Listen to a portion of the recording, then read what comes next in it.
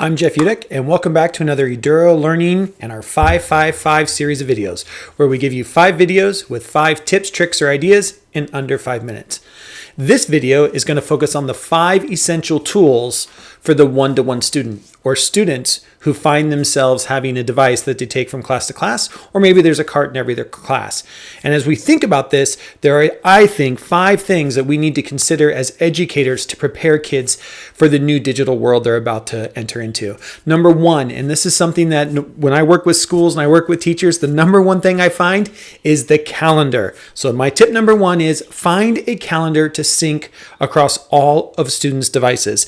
Because here's what I tell teachers: if you get here, you win. How are you going to get here? Students are going to forget their laptop or their Chromebook at home, but students never forget this. So how do you get here, and how do we help students start to manage their time appropriately? And that's using a calendar app. I don't care what calendar app it is, but let's get kids start to understand that you need to put stuff into a calendar. You need to schedule out your time and prioritize when you're going to do things. So tip number 1, get a calendar to help run your kids in your classroom. Number 2, I think every student should have some kind of to-do list app. I like specifically Google Keep. That's keep.google.com. A great little app that allows kids to jot with a finger, take a picture, they can make a to-do list, they can scan things into it. It's a great all-encompassing area to grab those little moments. We know that kids like to take photos of their homework and they need a place to store that. Just keeping it in your photo app is one part, but keeping it into a place where you can have all of your courses in one is a great place. So what is the to-do list app that you're going to recommend to your students? Again, if you're a Google Apps school, I recommend keep.google.com. Number 3, and this becomes a big one, we need to start helping students understand how to protect their passwords and have good password management. As kids get into a one-to-one program, they end up having a lot of passwords around the internet. And we've got to do a better job of helping them understand how to manage and what is a good, secure password. 2 programs that I like is I like 1Password and I also like LastPass. There are other ones out there, but these are 2 great programs that we start teaching kids at a young age of how to manage all of these passwords. Keeping them on sticky notes is not a way to manage passwords. Keeping them in an Excel sheet is not a way to manage passwords. There are some great apps out there that allow you to help teach kids how to manage their passwords. Again, 1Password and LastPass are 2 of my favorites with kids. Number 4, Adobe Spark.